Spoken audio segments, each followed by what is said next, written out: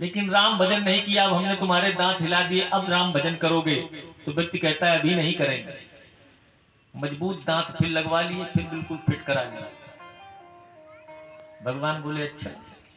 फिर जरा को भेजा, जरा ने जैसे ही चौथा घूसा मारा कि 3 जगह से टेढ़ा कर दिया। कर देते हैं ना बुढ़ापे में। देखो जो बुजुर्ग लोग बैठे हैं, पूछो मुझसे, अब हम चलने ही नहीं देंगे तब तुम क्या करोगे?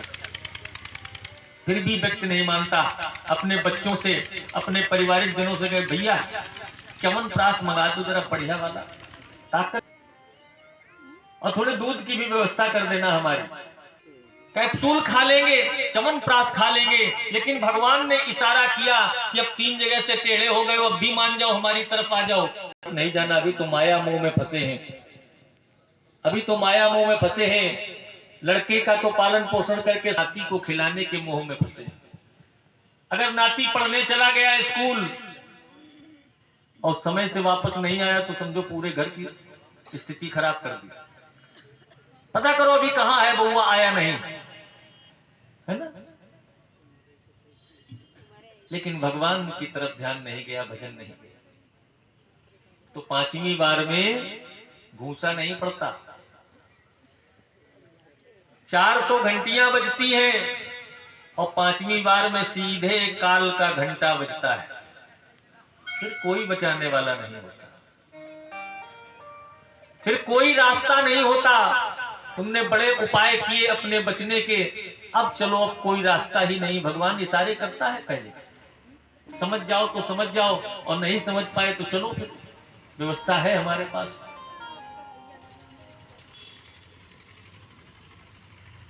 आज पुरंजन का भी जो महल है, एक दिन पुरंजनी मर जाती है तो पुरंजन उसी के वियोग में, उसी का नाम लेते लेते रोते रोते मर जाता है, तो अगले जन्म में पुरंजन भी पुरंजनी हो जाता है।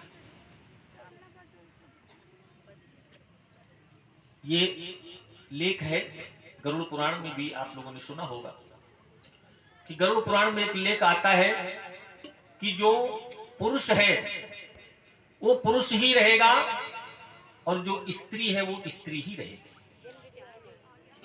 लेकिन कभी कभी आप अंतमति सहगति, अंत समय में आप जिसका ध्यान करते हैं, अपने प्राण छोड़ते समय अगले जन्म में वही बन के आप आ जाते हैं।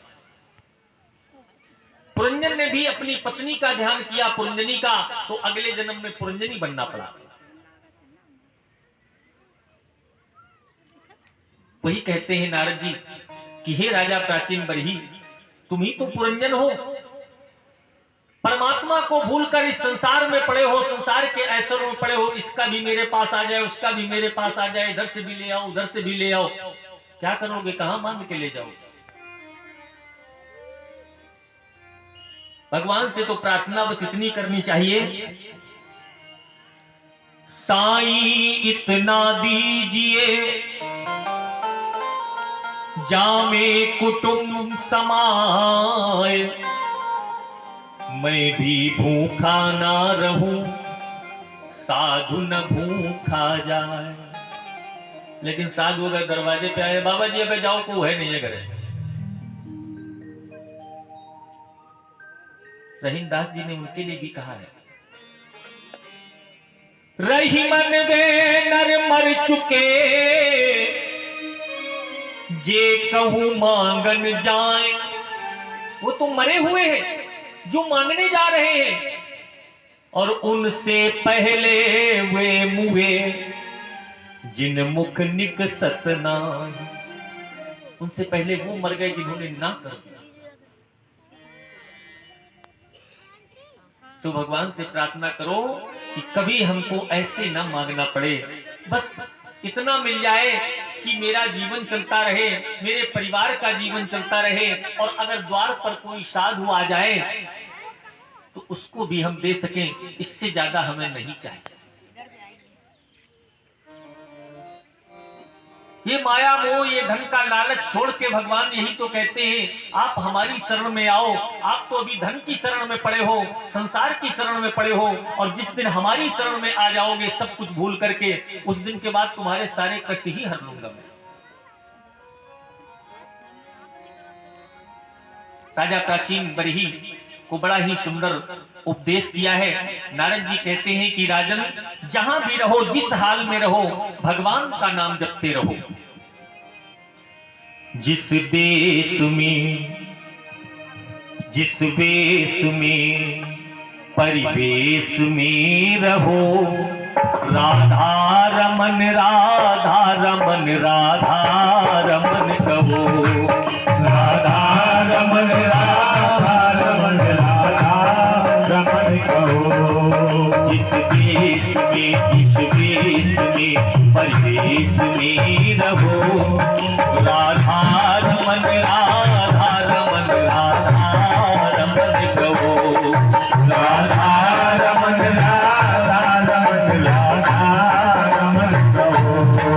राधा रमन राधा रमन राधा रमन कहो। राधा रमन राधा रमन राधा रमन कहो। जय हो।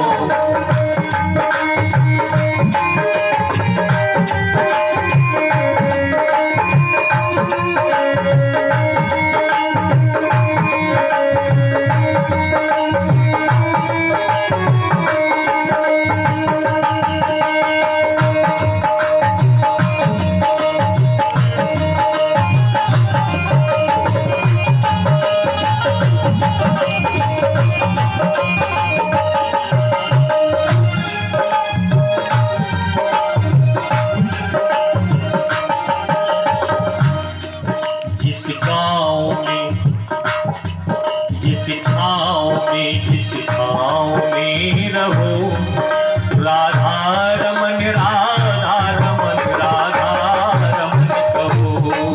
राधा रमन राधा रमन राधा रमन कहो। जिस देश में, जिस देश में, परिवेश में रहो, राधा रमन राधा रमन राधा रमन कहो। राधा रमन राधा रमन राधा रमन कहो। राधा रमन राधा रमन राधा रमन कहो। राधा रमन राधा रमन राधा रमन कहो। राधा रमन राधा रमन राधा रमन कहो। बोलिए आनंद कंद भगवान की जय हो। राजा प्राचीन बरही के पावन प्रसंग, ये भागवत जी का सबसे अच्छा प्रसंग मानते हैं, क्योंकि ये हमारे शरीर की ही बात है। परीक्षित जी कहते हैं कि हे नाथ,